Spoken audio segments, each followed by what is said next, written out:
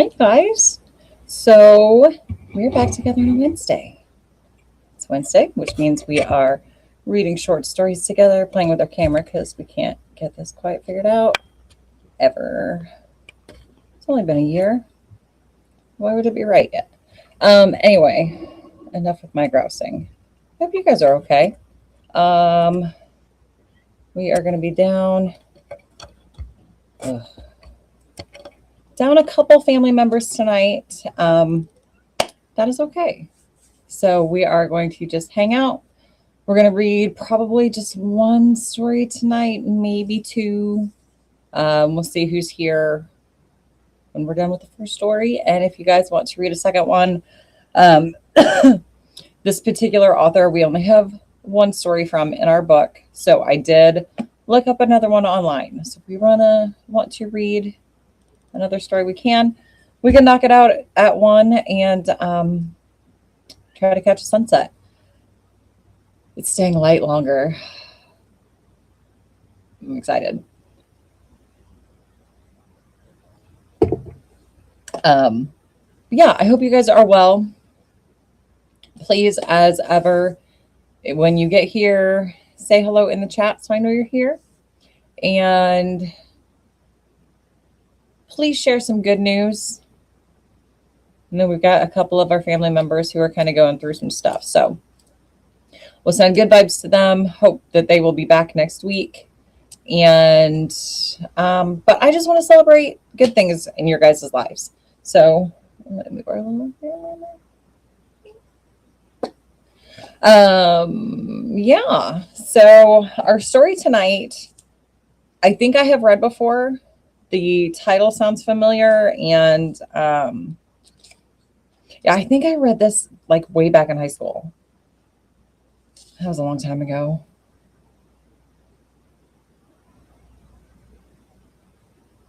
Yeah. I don't want to admit how long ago it was. Hello in the chat, Kelly, you're here. I'm excited you're here. Yeah, you made it. That's awesome. And purple hearts. I don't know what you guys can see, but Kelly did say hello in the chat. That means it's a good one. Yeah, I'm happy you're here. So, yeah,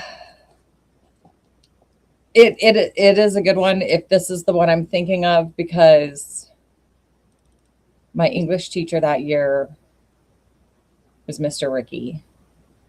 And he was one of my favorite English teachers. And then he was also my sociology teacher my senior year.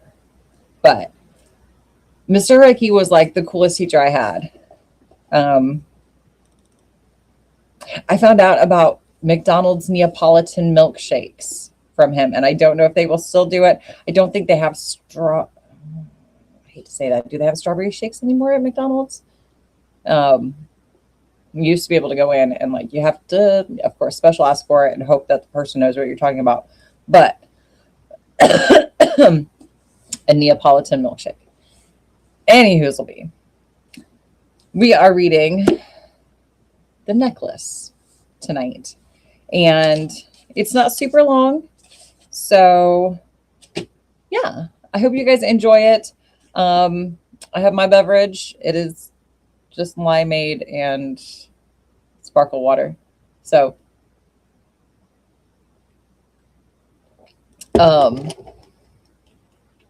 yeah, I don't know what we're gonna read next week. I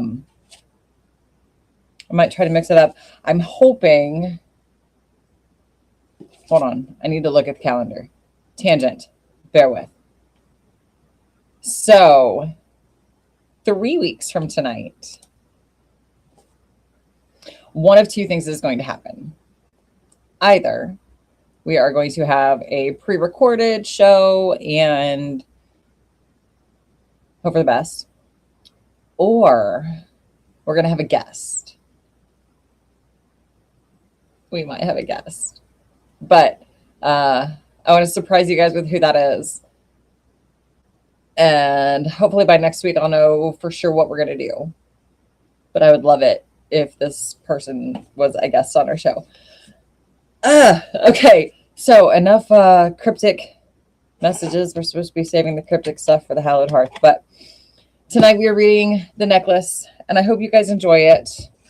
And yeah, we'll just get started. Let's see. This was first published in a French newspaper on February 17th, 1884.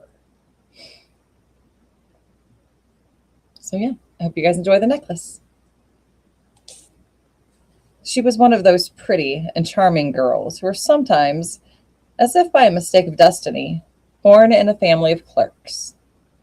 She had no dowry, no expectations, no means of being known, understood, loved, wedded by any rich and distinguished man. And she let herself be married to a little clerk at the Ministry of Public Instruction. She dressed plainly because she could not dress well, but she was as unhappy as though she had really fallen from her proper station, since with women there is neither caste nor rank, and beauty, grace, and charm act instead of family and birth. Kinda. Natural fineness, instinct for what is elegant, suppleness of wit.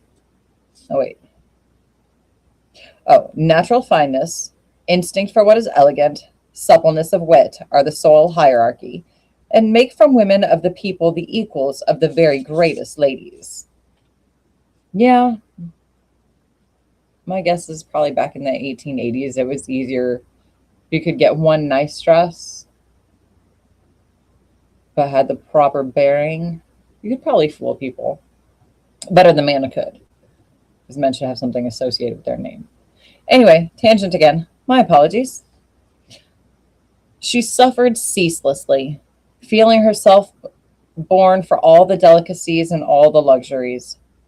She suffered from the poverty of her dwelling, from the wretched look of the walls, from the worn-out chairs, from the ugliness of the curtains.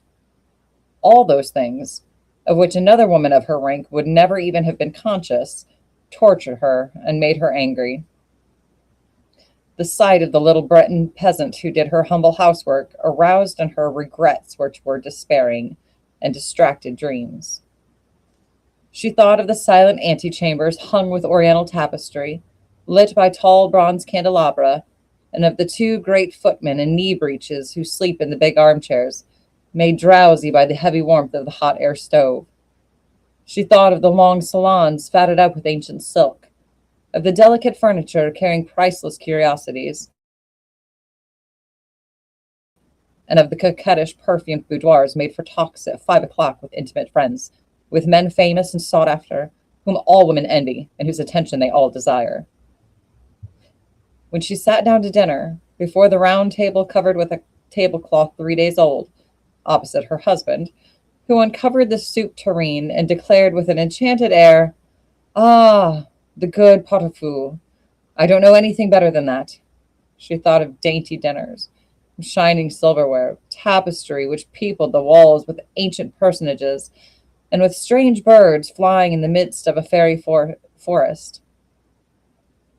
And she thought of delicious dishes served on marvelous plates, and of the whispered gallantries which you listened to with a sphinx-like smile while you were eating the pink flesh of a trout or the wings of a quail. She had no dresses, no jewels, nothing. And she loved nothing but that. She felt made for that. She would so have liked to please, to be envied, to be charming, to be sought after. She had a friend, a former schoolmate at the convent, who was rich, and whom she did not like to go and see any more because she suffered so much when she came back. But one evening, her husband returned home with a triumphant air and holding a large envelope in his hand.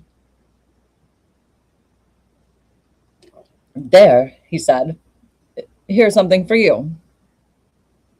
She tore the paper sharply and drew out a printed card which bore these words: "The Minister of Public Instruction, Madame Georges Ramponneau, requests the honor of Monsieur and Madame Loisel's company at the palace of the ministry on Monday evening, January 18th.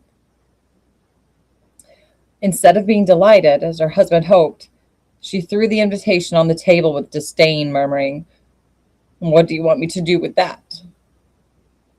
"But my dear, I thought you would be glad. You never go out, and this is such a fine opportunity. I had awful trouble to get it. Everyone wants to go. It is very select, and they are not giving many invitations to clerks. The whole official world will be there."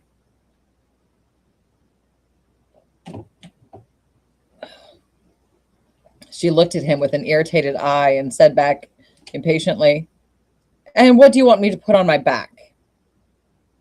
He had not thought of that. He stammered, "Why, the dress you go to the theater in. It looks very well to me." He stopped, distracted, seeing that his wife was crying. Two great tears descended slowly from the corners of her eyes towards the corners of her mouth. He stuttered, "What's the matter? What's the matter?" But by a violent effort, she had conquered her grief, and she replied with a calm voice while she wiped her wet cheeks, "Nothing. Only I have no dress, and therefore I can't go to this ball. Give your card to some colleague whose wife is better equipped than I." He was in despair. He resumed, "Come, let us see, Matilda. How much would it cost? A suitable dress, which you could use on other occasions. Something very simple." She reflected several seconds, making her calculations and wondering also what sum she could ask without drawing on herself an immediate refusal and a frightened exclamation from the economical clerk. Finally, she replied hesitatingly, "I don't know exactly, but I think I could manage it with 400 francs.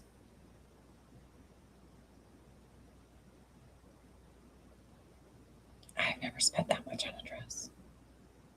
140 years later. I think my first wedding dress was only 200. Anyway, he had grown a little pale because he was laying aside just that amount to buy a gun and treat himself to a little shooting next summer on the plain of Nanterre, with several friends who went to shoot larks down there of a Sunday. But he said, "All right, I will give you 400 francs, and try to have a pretty dress." The day of the ball drew near, and Madame Loisel seemed sad, uneasy, anxious. Her dress was ready, however. Her husband said to her one evening, "What is the matter? Come, you've been so queer these last 3 days." And she answered, "It annoys me not to have a single jewel, not a single stone, nothing to put on. I shall look like distress. I should almost rather not go at all." He resumed, "You might wear natural flowers. It's very stylish at this time of the year. For 10 francs, you can get 2 or 3 magnificent roses."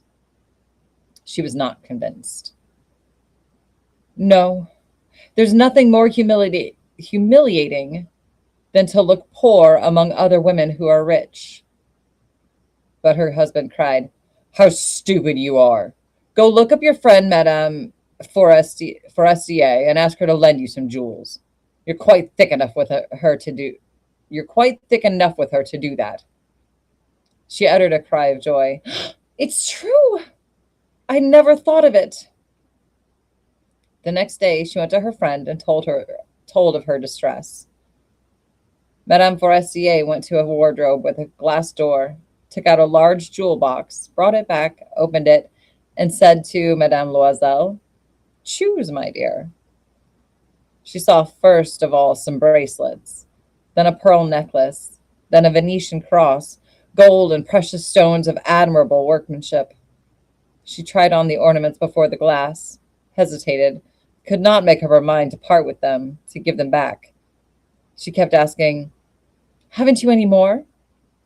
"Why, yes. Look, I don't know what you like."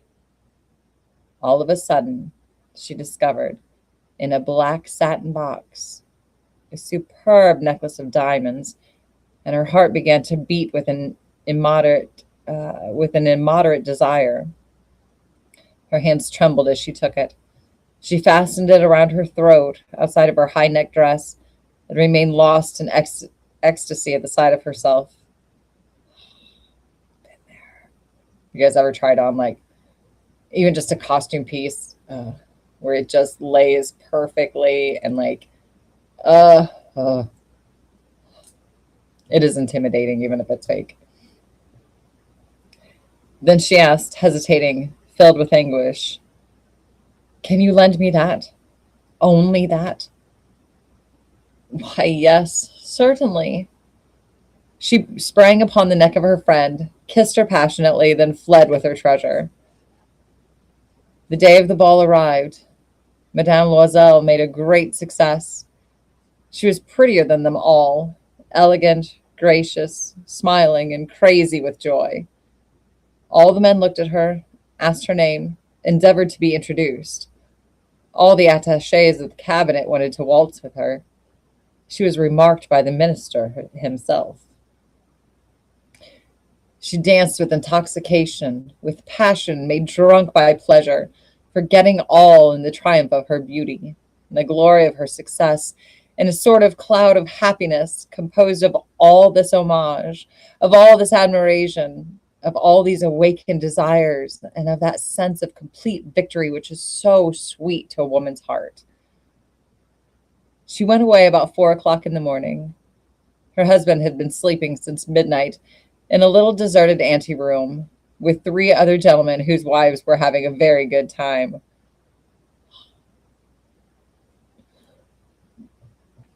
He threw over her shoulders the wraps which he had brought, modest wraps of common life, whose poverty contrasted with the elegance of the ball dress.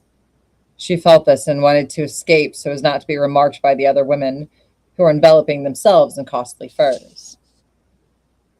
Loisel held her back. "Wait a bit. You'll catch cold outside. I will go and call a cab." But she did not listen to him and rapidly descended the stairs. When they were in the street, they did not find a carriage, and they began to look for one, shouting after the cabmen whom they saw passing by at a distance.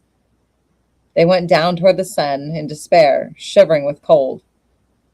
At last, they found on the quay one of those ancient, noctambulant coupes which, exactly as if they were ashamed to show their misery during the day, are never seen around Paris until after nightfall. It took them to their door in the Rue de Martyr, and more sadly, they climbed up homeward. All was ended for her. And as to him, he reflected that he must be at the ministry at 10 o'clock. She removed the wraps which covered her shoulders before the glass, so as once more to see herself in all her glory. But suddenly she uttered a cry. She had no longer the necklace around her neck. Her husband, already half undressed, demanded, "What is the matter with you?" She turned madly toward him. I've lost Madame Forestier's necklace." He stood up, distracted. "What? How? Impossible!" And they looked in the folds of her dress, in the folds of her cloak, and her pockets, everywhere. They did not find it. He asked, "You're sure you had it on when you left the ball?" "Yes, I felt it in the vestibule at the palace." "But if you had lost it in the street, we should have heard it fall. It must be in the cab." Yes, probably. Did you get his number?" "No. And didn't you notice it?" "No." They looked, thunderstruck, at each other. At last Loisel put on his clothes. "I shall go back on foot," said he, "over the whole route which we have taken to see if I can't find it." And he went out. She sat waiting on a chair in her ball dress, without strength to go to bed, overwhelmed, without fire, without a thought. Her husband came back about 7 o'clock. He had found nothing. He went to police headquarters, to the newspaper offices, to offer a reward. He went to the cab companies, everywhere, in fact, whether he was urged by the least suspicion of hope. She waited all day, in the same condition of mad fear before this terrible calamity. Loisel returned at night with a hollow, pale face. He had discovered nothing. "You must write to your friend," said he, "that you have broken the clasp of her necklace and that you are having it mended. That will give us time to turn around." She wrote at his dictation. At the end of a week, they had lost all hope. Loisel, who had aged 5 years, declared, "We must consider how to replace that ornament." The next day they took the box which had contained it, and they went to the jeweler whose name was found within. He consulted his books. "It was not I, madame, who sold that necklace. I must simply have furnished the case." Then they went from jeweler to jeweler, searching for a necklace like the other, consulting their memories, sick both of them with chagrin and with anguish. They found, in a shop at the Palais Royal, a string of diamonds which seemed to them exactly like the one they looked for. It was worth 40,000 francs. They could have it for 36. So they begged the jeweler not to sell it for 3 days yet, and they made a bargain that he should buy it back for 34,000 francs in case they found the other one before the end of February. Loisel possessed 18,000 francs, which his father had left him. He would borrow the rest. Oh. He did borrow, asking 1,000 francs of one, 500 of another, 5 louis here, 3 louis there. He gave notes, took up ruinous obligations, dealt with usurers and all the race of lenders. He compromised all the rest of his life, risked his signature without even knowing if he could meet it, frightened by the pains yet to come, by the black misery which was about to fall upon him, by the prospect of all the physical privations and of all the moral tortures which he was about to suffer. He went to get the new necklace, putting down upon the merchant's counter 36,000 francs. When Madame Loisel took back the necklace, Madame Forestier said to her with a chilly manner, "You should have returned it sooner. I might have needed it." She did not open the case, as her friend had so much feared. If she had detected the substitution, what would she have thought? What would she have said? Would she not have taken Madame Loisel for a thief? Madame Loisel now knew the horrible existence of the needy. She took her part, moreover, all on a sudden, with heroism. This dreadful debt must be paid. She would pay it. They dismissed their servant. They changed their lodgings. They rented a garret under the roof. She came to know what heavy housework meant and the odious cares of the kitchen. She washed the dishes, using her rosy nails on the greasy pots and pans. She washed the dirty linen, the shirts, and the dishcloths, which she dried upon a line. She carried the slops down to the street every morning and carried up the water, stopping for breath at every landing. And dressed like a woman of the people, she went to the fruiterer, the grocer, the butcher, her basket on her arm, bargaining, insulted, defending her miserable money sou by sou. Each month they had to meet some notes, renew others, obtain more time. Her husband worked in the evenings, making a fair copy of some tradesmen's accounts, and late at night he often copied manuscripts for 5 sous a page. And this life lasted 10 years. At the end of 10 years, they'd paid everything, with the rates of usury and the accumulations of the compound interest. Madame Loisel looked old now. She'd become the woman of impoverished households, strong, hard, and rough. With frowsy hair, skirts askew, and red hands, she talked loud while washing the floor with great swishes of water. But sometimes, when her husband was at the office, she sat down near the window, and she thought of that gay evening of long ago, of that ball where she had been so beautiful and so feted. What would have happened if she had not lost that necklace? Who knows? Who knows? How life is strange and changeful. How little a thing is needed for us to be lost or to be saved. But one Sunday, having gone to take a walk in the Champs-Elysees to refresh herself from the labors of the week, she suddenly perceived a woman who was leading a child. It was Madame Forestier, still young, still beautiful, still charming.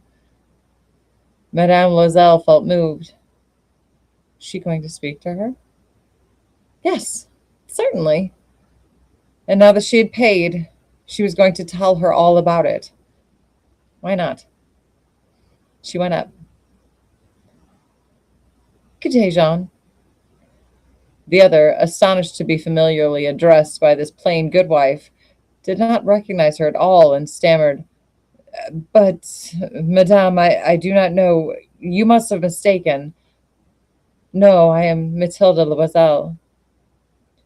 Her friend uttered a cry. Oh, my poor Mathilde, how you are changed! Yes, I have had days hard enough since I've seen you. Days wretched enough, and that because of you. Of me? How so? Do you remember that diamond necklace which you lent me to wear at the ministerial ball? Yes. Well? Well, I lost it. What do you mean? You brought it back. I brought you back another just like it. And for this we have been 10 years paying. You can understand that it was not easy for us who had nothing. At last it is ended, and I am very glad. Madame Forestier had stopped. You say that you bought a necklace of diamonds to replace mine? Yes. You never noticed it then. They were very like. And she smiled with a joy which was proud and naive at once. Madame Forestier, strongly moved, took her two hands. Oh, my poor Matilda, that necklace was paste. It was worth at most 500 francs. The end. Ah, the irony of fate.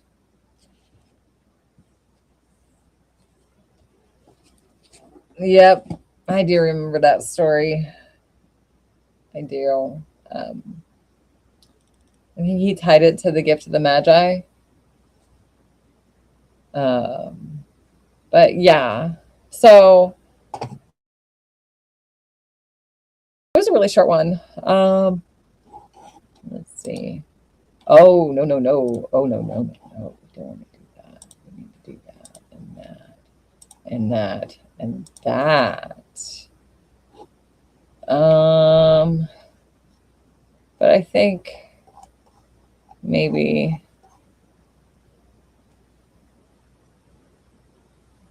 that's not what I thought this was. So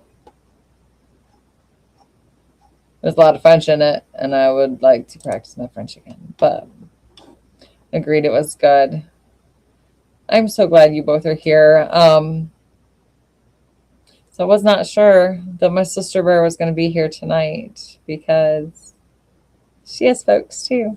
But give my girl a hug for me, and I'll call you guys tomorrow. But anyway, I think we're just going to end with one story tonight and wish our missing family members all kinds of love. I love you guys. I was a few minutes late, but you're here.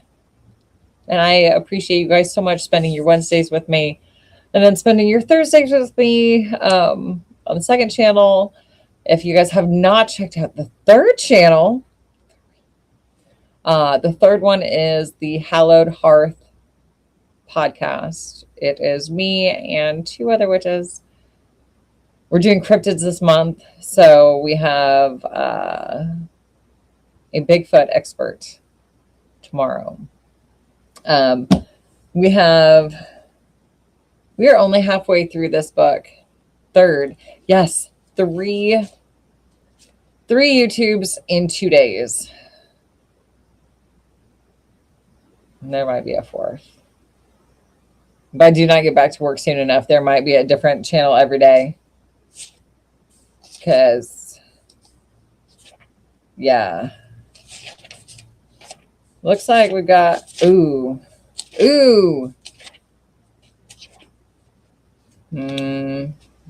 That sounds interesting. Yes, Kelly, definitely check out The Hallowed Hearth. I'm going to send you a link. You guys just like, share, subscribe this. I'm going to link everything to everywhere on all of the channels so people can just pop back and forth. But yeah, so we've got two. Should we go ahead and just read these tonight? Are you guys locked in? Would you like to just read two more like super short stories? Yes, please. I'm not sure what you're yes pleasing. The links, or should we just keep going? Because we only have like, we're going to keep going. We're just going to keep going. So I hope you guys are still here. So our next author is one I don't know.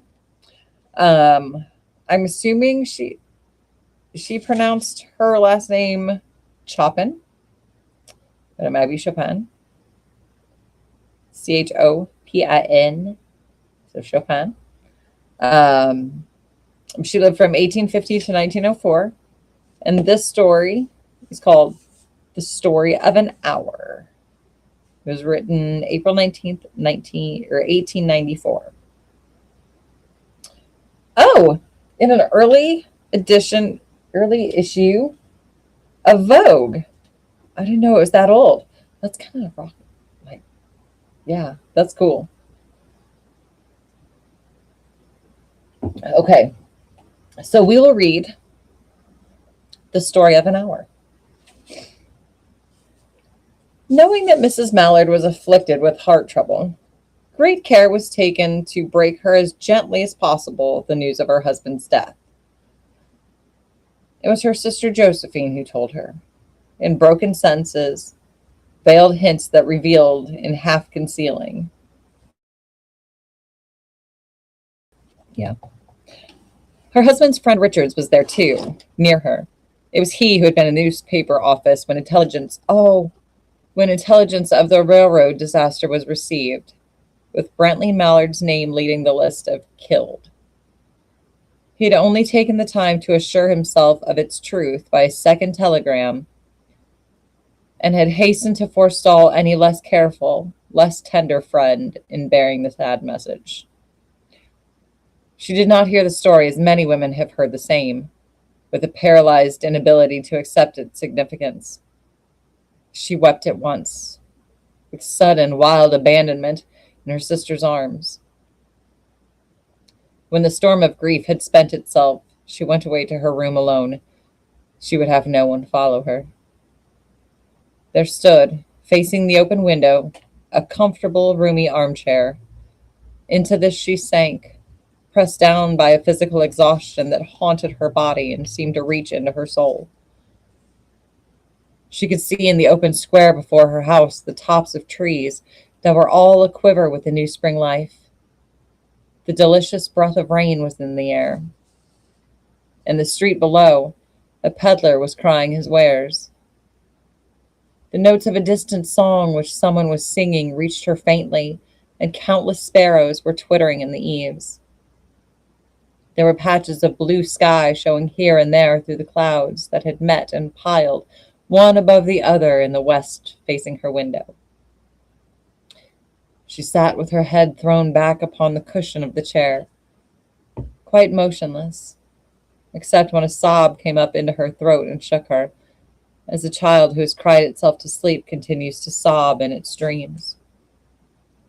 She was young, with a fair, calm face, whose lines bespoke repression and even a certain strength.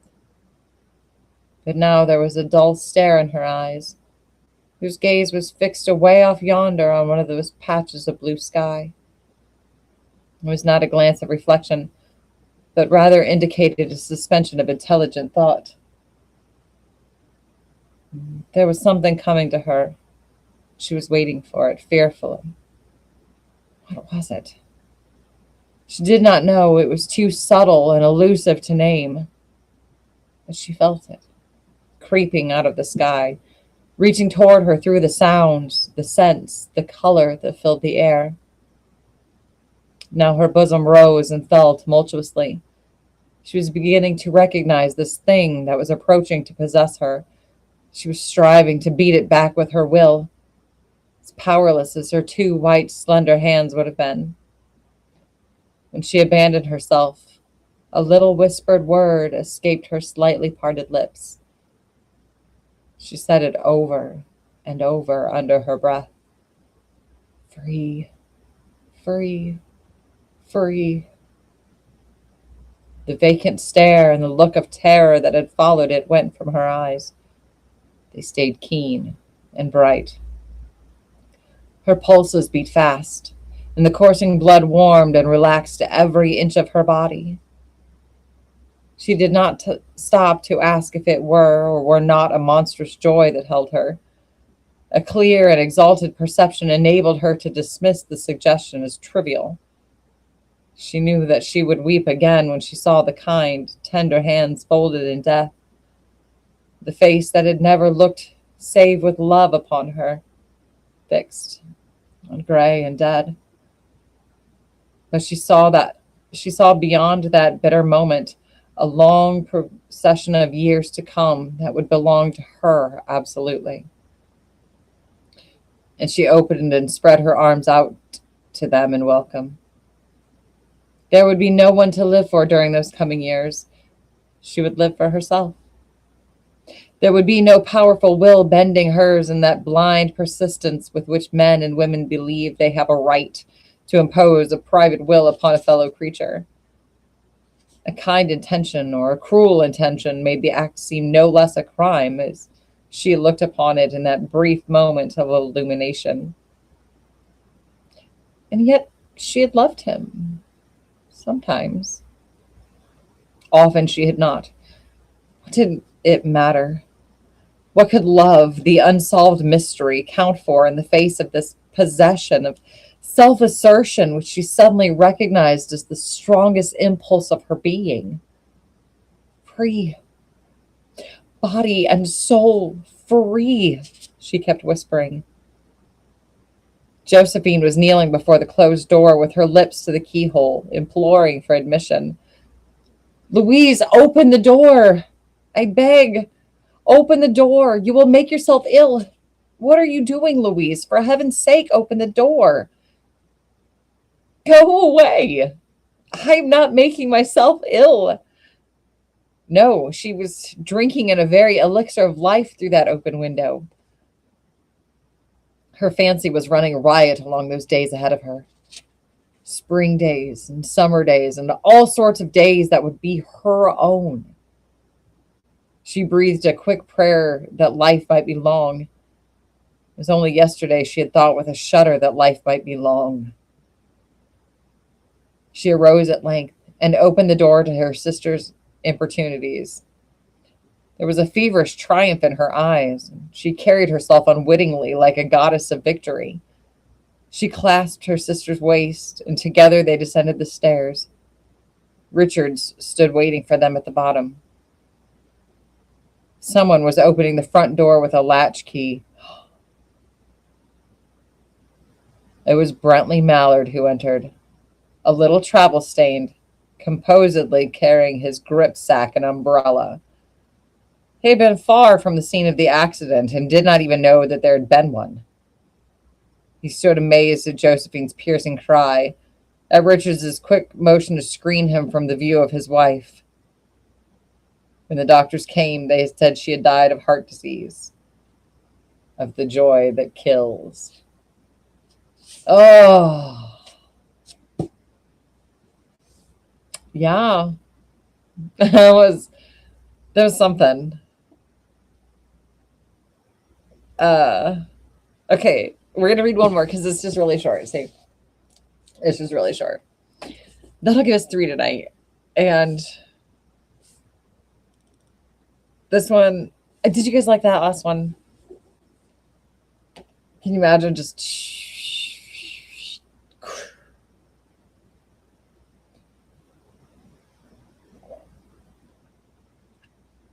So how did he make it on the list?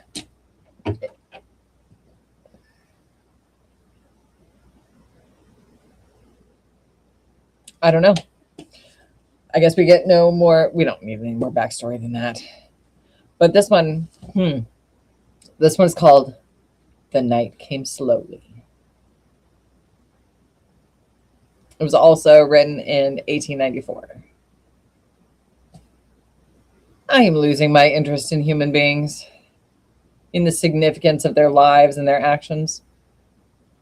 Someone has said it is better to study one man than 10 books. I want neither books nor men. They make me suffer. Can one of them talk to me like the night, the summer night, like the stars or the caressing wind? The night came slowly, softly as I lay out there under the maple tree. It came creeping stealthily out of the valley, thinking I did not notice. And the outlines of trees and foliage nearby blended into one black mass. And the night came stealing out from them too, from the east and west, until the only light was in the sky, filtering through the maple leaves, and a star looking down through every cranny. The night is solemn, and it means mystery. Human shapes flitted by like intangible things. Some stole up like little mice to peep at me. I did not mind. My whole being was abandoned to the soothing and penetrating charm of the night. The katydids began their slumber song. They are at it yet. How wise they are. They do not chatter like people. They tell me only, sleep, sleep, sleep. The wind rippled the maple leaves like little warm love thrills. Why do fools cumber the earth? It was a man's voice that broke the necromancer's spell. The man came today with his Bible class. He is detestable with his red cheeks and bold eyes and coarse manner and speech. What does he know of Christ? Shall I ask a young fool who was born yesterday and will die tomorrow to tell me things of Christ? I would rather ask the stars. They have seen him.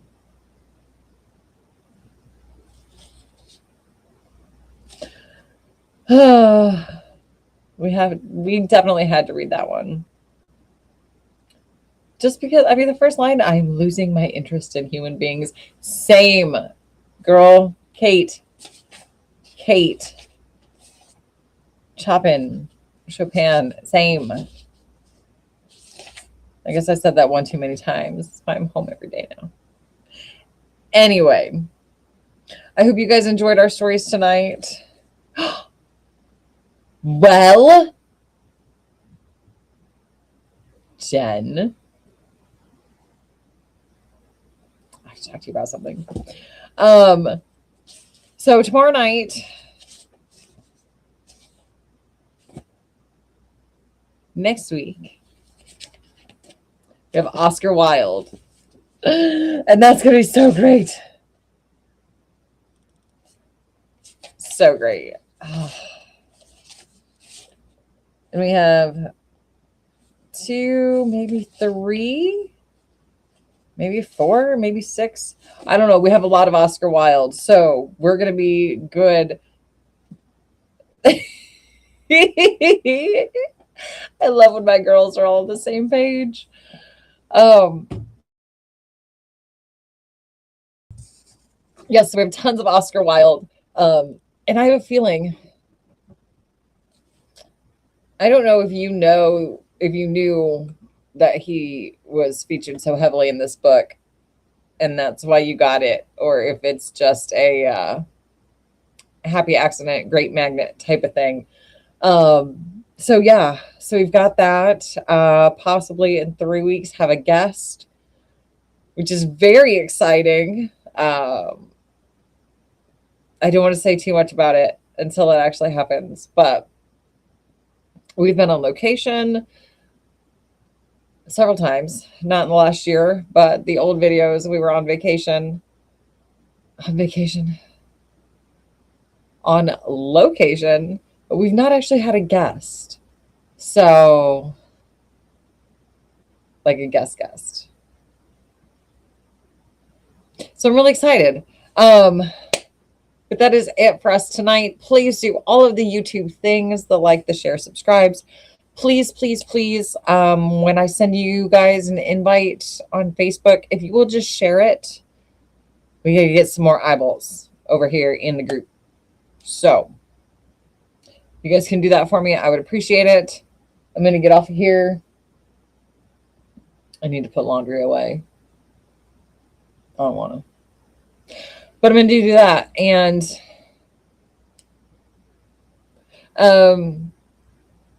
yeah, I got to try to figure. Anyway, guys, I love you so much. Thank you so much for spending your Wednesdays, your Thursdays, your double Thursdays, your Saturday morning, if that is when you actually get a chance to listen or watch. That's why we do it here. It's part of why we do it live, so we have some time together, but you have something. I usually use stories and whatnot for when I'm cleaning house, washing dishes. Crap, laundry. Yeah, it's all clean. It just needs to be folded and put away. And actually, most of it is folded. It's just the stuff that needs to go on hangers and the folded stuff in drawers. So anyway, I should probably go do that instead of chitter chattering.